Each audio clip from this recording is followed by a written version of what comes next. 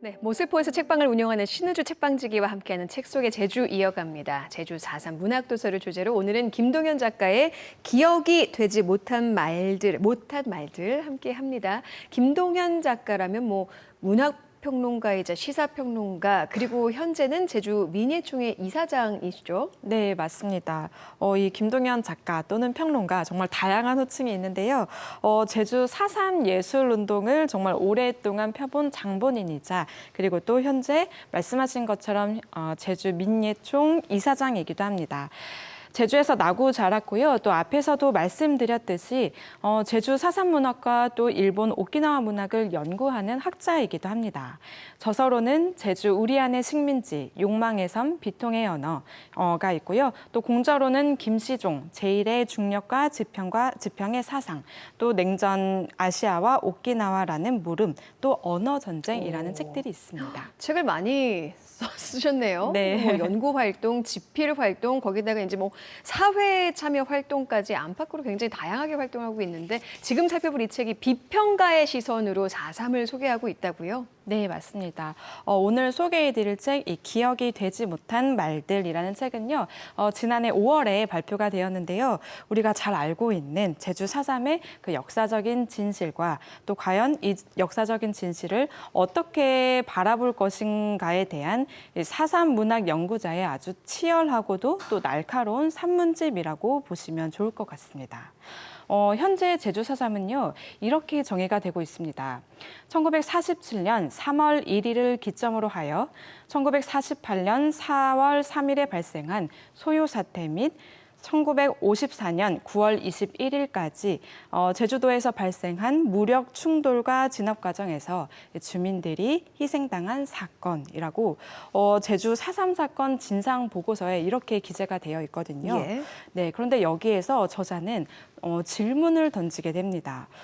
과연 이렇게 정의하는 것이 맞는가라는 물음을 던지고 있는데요. 지금의 정의는 사실 어떻게 보면 좀 희생 담론에 대한 한계점을 좀 가질 수 있다라고 지적을 하면서요. 보다 넓은 시야에서 제주 4.3을 바라볼 필요가 있다라고 이야기를 하고 있습니다. 희생 담론이 어떤 한계를 가지고 있다. 네. 이게 무슨 말인지 좀 더 자세히 듣고 싶어요. 아, 네. 그러면 좀 더 이제 역사적인 네. 그 사실로 좀 더 거슬러 올라가야 될 텐데요. 당시 우리나라의 그 정세를 보면요. 단독 정부냐 혹은 통일 정부 설립이냐 이게 굉장히 커다란 화두가 됐었는데요. 단독 정부, 이 통일 정부에 대한 이 제주 사람들의 생각은 과연 어땠을까요? 네. 1947년 3월 1일이었죠. 제주 사람들은 3.1절 정신 계승하여 자주 독립 이룩하자라는 주제로 통일 대한민국을 염원하면서 약 3만 명의 도민이 제주 북국민학교에 모였습니다. 이들의 집회가 끝날 무렵 관덕정 앞에서 기마경관이 탄 말에 어린아이가 치이는 사건이 발생하고요. 또 이때 미군과 경찰이 이 책임을 인정하지 않고 무력으로 진압을 하면서 예. 희생자가 정말 많이 발생했었죠. 이 반쪽짜리 나라를 거부하고 통일을 원했던 이 제주도민의 그 희생은 근대 국민국가가 만들어지는 그 과정에서 배제와 차별의 방식으로 드러났다라고 하는 게 이 저자의 생각이기도 합니다. 그러니까 4.3을 이제 제대로 얘기를 하려면 근대 국가가 만들어지는 그 과정부터 좀 언급을 해야 된다 이런 말인가요? 네, 맞습니다. 우리가 지난 시간 책에서도 살펴봤긴 했지만요. 해방 이후 이 우리나라의 내부 상황뿐만 아니라 예. 미소 냉전 체제가 들어가게 되면서 이 분단된 한국의 역사적 그리고 또 대외적 맥락까지 같이 살펴봐야 한다는 건데요. 그렇기 때문에 4.3 문학이 가지는 의미가 굉장히 크다라고 첨언을 하고 있습니다. 역사를 선점한 국가의 기억과 그 기억에서 배제된 지역 주체의 기억의 차이를 그려냄으로써 사실 너머의 진실을 규명하기 위한 그 노력을 제주 4.3 문학이 해오고 있기 때문이다라고 이야기를 하면서요. 그러니까 이 제주 4.3 문학에 대해서 그러니까 4.3을 어떤 시각에서부터 봐야 하는지를 네. 이 4.3 문학이 가지고 있는 그 가치와 의미를 굉장히 강조하고 있는 것 같아요. 그럼 이제 이 책에서 4.3 문학들을 쭉 소개하고 있을 것 같아요. 네. 어떤 책들이 언급되는지 궁금한데요. 네, 정말 다양한 작가들의 작품이 정말 많이 등장이 되는데요. 특히 4.3 문학의 거장이라고도 할 수가 있죠. 현기영, 김시종, 네. 그리고 김석범 작가들의 그 경우에는 정말 한 문장 그리고 이 한 문단씩 발췌를 하면서 이 작가들이 써내려간 글들을 되짚으면서 자세하게 분석을 하고 있습니다. 예를 좀 들어보겠습니다. 이 김석범 선생님의 화산도 정말 많이 아시는 작품인데요. 대하 소설이죠. 네, 예. 맞습니다. 이 화산도는요, 해방기 통일국가 수립이 좌절된 이유를 제주 4.3을 통해 묻고 있다라고 해석을 하고 있습니다. 그러니까 다시 좀 살펴보자면요, 제주 4.3을 통해서 이 한반도 분단의 역사를 다루는 소설이라고 김동현 작가는 평하고 있는 건데요. 얼핏 들으면요, 굉장히 한 끗 차이일 것 같지만 사실 이 차이는 제주 4.3을 제주만의 문제로 보는 것이 아니라 해방과 분단으로 이어지는 그 역사적인 맥락으로 제주 4.3을 이해한다. 그런 측면에서 이 분단의 계보학이라고 이해를 할 수가 있습니다. 예, 아직 이제도 4.3의 정명이 안 됐고 이게 큰 숙제로 남아있는 상황에서 이런 말들이 더 중요하게 아주 깊이 있게 느껴지는데요. 그러니까 한마디로 이 제주 4.3을 제주만의 문제가 아니라 역사적, 세계적, 지리적 모든 관점에서 통찰해서 이 문제를 봐야 한다. 이런 이야기인 것 같아요. 그리고 이제 이 책에서 오키나와와 제주 4.3의 유사성에 대해서 나온다고 들었습니다. 이게 어떤 내용이에요? 네, 맞습니다. 사실 제주도와 오키나와는요, 역사적으로 그리고 또 문화적으로 굉장히 유사하다는 이야기를 많이 들어보셨을 겁니다. 제주 4.3 이후에 이 이승만 정권은 재건과 재생을 앞세우면서 복원에 힘을 쏟아붓는 듯 했습니다. 예. 하지만 저자는요, 이때의 재건과 재생은요, 지역 공동체를 봉헌하는 것이 아니라고 아주 날카롭게 꼬집고 있는데요. 국가의 치밀한 기획이 개입된 재건이라고 해석을 하고 있습니다. 예를 들어보면요. 당시 제주어를 사용하지 않고 표준어를 좀 사용하도록 강요를 했었는데요. 예.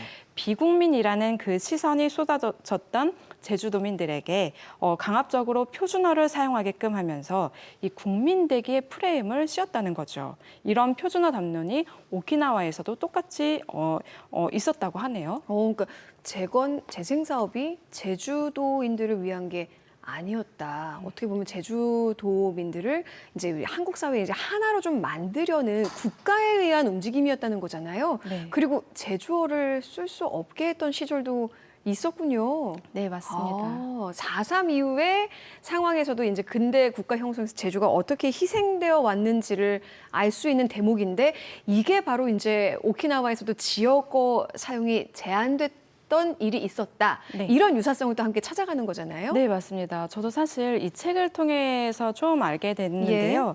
오키나와에서는요, 이 오키나와 방언이 일본이라는 그 균질성을 실현하기 위해서 스스로 지향해야 하는 그 언어라고 여겨졌다고 합니다.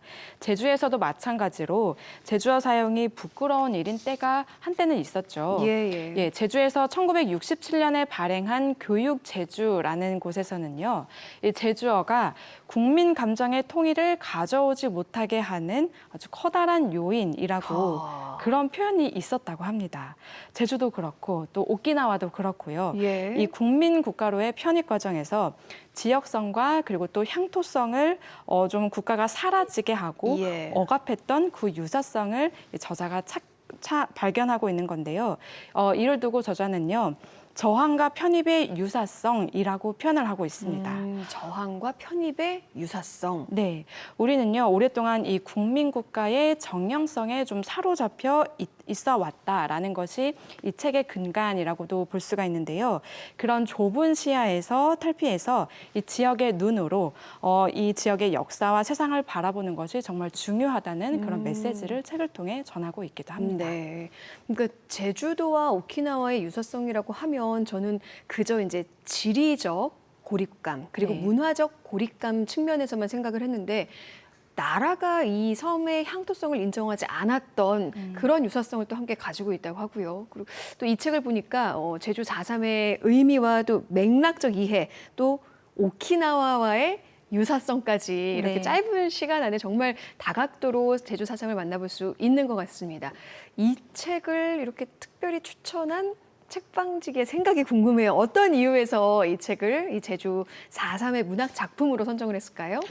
네. 사실 매년 4월이면 우리가 4.3을 추념하긴 하지만, 그 속에서 새로운 질문들을 계속 던져봐야 하지 않을까라는 생각으로 이 책을 가지고 오기도 했습니다. 우리가 왜 4.3을 기억해야 하는지, 그리고 기억 저편에는 과연 무엇이 있는지 알고 또 사유하는 과정을 통해서 4.3이 단편적인 역사가 아니라 시대를 관통하는 역사로 제주 4.3이 정립될 수 있다고 생각이 되기 때문입니다. 또 이 책은요, 그런 사유하는 힘을 길러주는 책이라고 생각이 돼서 꼭 한 번쯤은 읽어보셨으면 좋겠다라고 추천을 드리고 싶은데요. 또 한편으로는요, 책에서는 현재 제주 현안에 대해서도 다뤄주고 있습니다. 이 부분에 대해서는 이제 찬반이 갈릴 수도 있을 부분이기도 네. 한데요. 저자의 시선을 좀 찬찬히 좀 따라가다 보면요.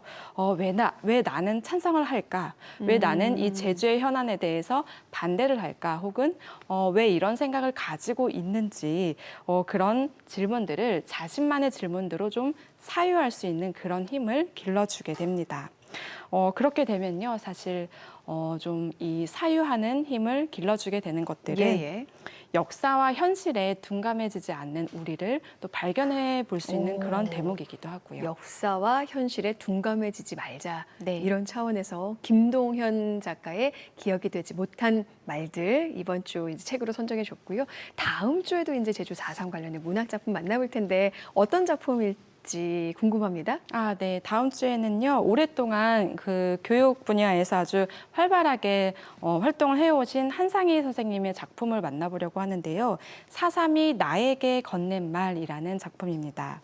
4.3이 어떻게 승화되는지에 대해서 좀 더 이야기를 나누고 싶은데요. 이 평화와 인권, 그리고 이런 상상의 가치를 이야기하는, 좀 더 조명하는 그런 책이라고 볼 수가 있습니다. 역사가요, 이 개인 안에서 어떻게 확장이 되는지, 또 4.3이 어떤 회복적 정의는 과연 무엇인지 이 책을 통해서 살펴보도록 하겠습니다. 네, 한상희 작가의 4.3이 나에게 건넨 말. 네. 다음 주도 역시 기대됩니다. 오늘도 친절한 책 소개 잘 들었습니다. 고맙습니다. 감사합니다.